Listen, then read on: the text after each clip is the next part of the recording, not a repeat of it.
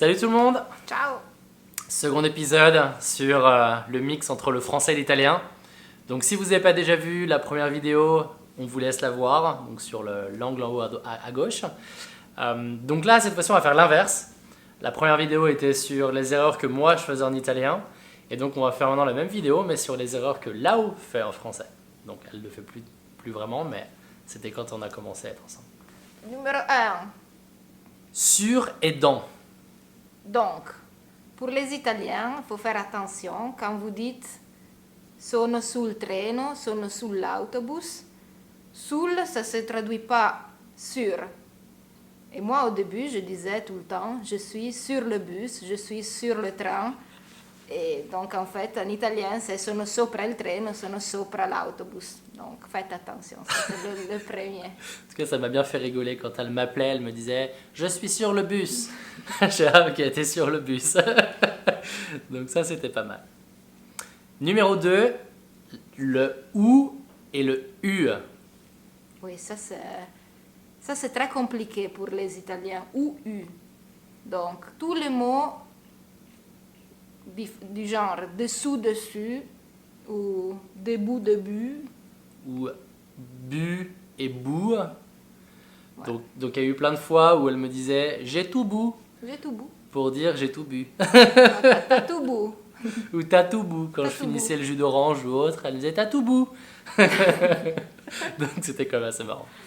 Donc, Numéro 3, les numéros. là, je suis très fâchée avec la langue française et je remercie mes amis belges pour ça. J'aimais beaucoup pour ça la Belgique. Pourquoi, en français, vous devez dire 70 et 90? C'est hyper dérangeant. Donc, merci les Belges 70 et 90. Pour moi, c'était très facile. Mais quand on est à la maison et tu me dis chaque fois 70, on s'engueule. Parce que je dois réfléchir tout le temps, qu'est-ce qu'il raconte comme numéro? Parce qu'en italien, c'est 70 et 90. Et 90. Donc ça veut dire que ça se rapproche vachement plus du 70-90 à la belge. Mais en français, le 70-90 c'est complètement différent. Donc à chaque fois que je dis ça, elle me regarde, elle dit 77. Ah, 77. Et elle retraduit après et à chaque fois je me fais engueuler. Donc maintenant j'ai commencé à switcher sur la Non, on s'engueule toujours. Toi, tu te refuses de parler le belge. Après, j'ai commencé à parler le belge quand on était en Belgique, mais après, j'ai arrêté parce que c'est pas français. Mais bon. Numéro 4, 4. les bains. Oui. Donc, en italien, je cherche les toilettes, c'est dov'è il bagno. Donc, les premières fois que j'étais en Belgique, et je demandais, je disais, c'est où les bains? C'est ça? C'est où la salle de bain? C'est où la salle de bain ou c'est où les bains? Et les gens dans les restos me regardaient un peu Et bizarrement. donc, à chaque fois, ils comprenaient pas au début. Donc, c'est les toilettes. Et en fait, on demande où sont les toilettes et non pas où sont les bains. Mais Attention. attention à ça. Et numéro 5, sentir et entendre. Ben, ça, c'est aussi dérangeant pour un italien.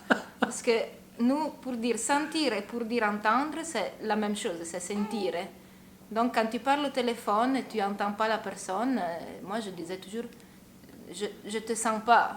Tu me sens pas. Donc chaque fois elle m'appelait, elle me dit tu me sens? Tu me sens? Je dis non, je te sens pas, mais je t'entends. Donc, pour les pauvres Italiens qui apprennent le français, c'est je t'entends pas. Donc voilà, donc on a essayé de faire l'inverse et donc maintenant on a plein d'autres idées parce que quand on y pense maintenant dans tout ce qu'on a vécu dans le passé, en fait c'était vachement courant qu'on a des trucs un peu bizarres qui se traduisent, surtout que j'essaie de parler de plus en plus italien à la maison avec notre petite qui est ici. Ici qui éternue. Qui éternue en ce moment.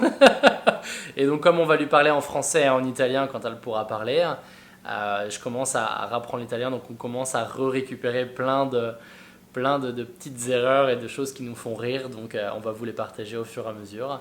Ça va être aussi marrant de voir comment elle va apprendre les langues si elle va faire un peu de mix ou pas, on verra. Si, je pense que ça va être marrant. Je pense on verra si on fera quelques vidéos avec elle, mais ça pourrait être marrant de voir ses premières paroles et de comment elle mixe les deux langues.